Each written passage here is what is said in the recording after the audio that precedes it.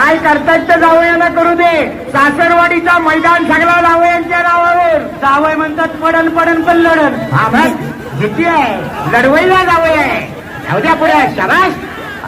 बघा बघा झेंडा सांभाळा झेंडा सांभाळा. या भगव्या झेंड्यावर लोकांचं प्रेम जाम आहे. जावई तुम्ही तिकडे जाऊ नका. हा शाबास झोपायचं नाही. जावई खुश मामाजी पण खुश. जाऊ दे जोरात. नाही नाही जोडीला पुढे नाही जायचा.